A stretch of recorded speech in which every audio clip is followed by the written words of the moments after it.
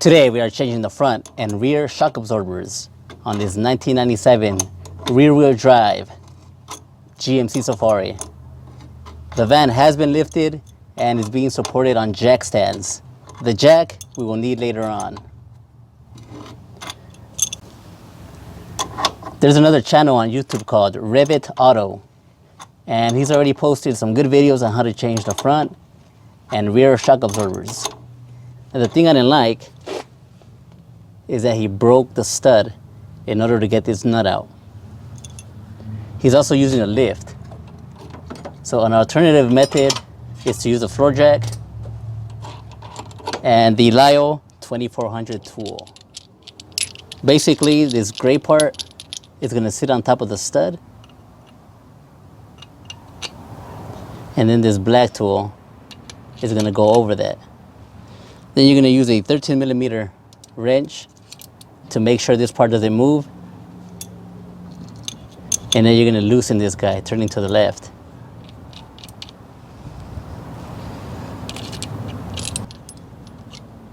Real simple, right? The last part of getting the nut out is pretty tricky because when it's almost out, it gets sandwiched in between the two tools.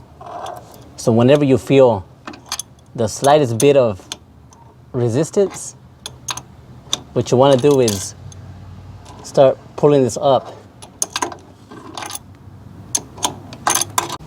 At the bottom of the lower control arm, there's two bolts. Loosen them and then just slide the old shock absorber out. For the new one, put the washer and the bushing. The washer is going to be facing up like a bowl, like a plate. And then you can just finesse your shock absorber in there. There you go. What I like to do first is thread the nut on the top stud. And now the top is secured.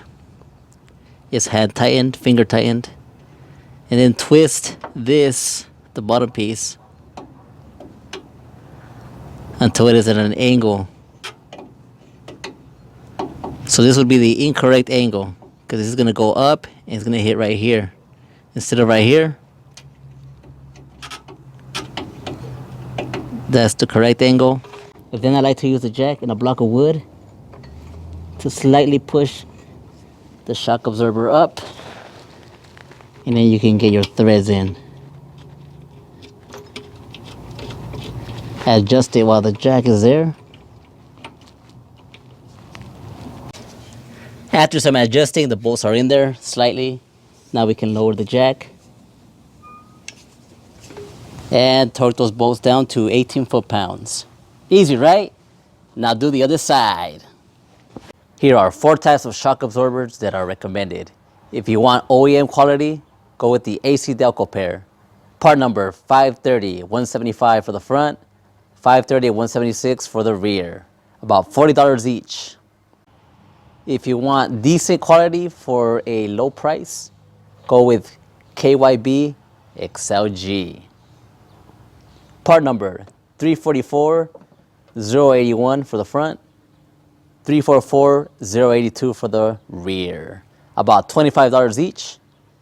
The KYB gas adjust is much smoother than the OEM. KG 5458 for the front, KG 5459 for the rear. About $40 each. Last pair is the heavy duty KYB Monomax monotube. These are much stiffer than the OEM. Part number 565049 for the front, 565050 for the rear. About $60 each.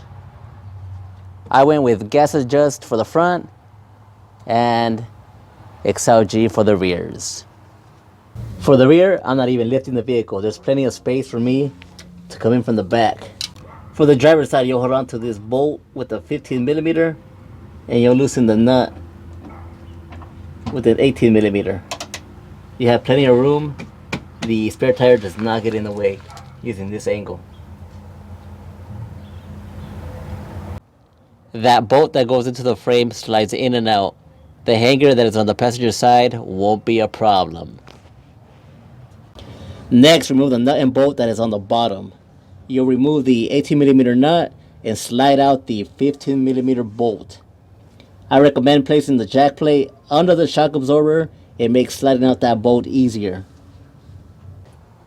Here, I slid out that 15mm bolt and lowered the jack, but the shock absorber got stuck on the bracket as it expanded.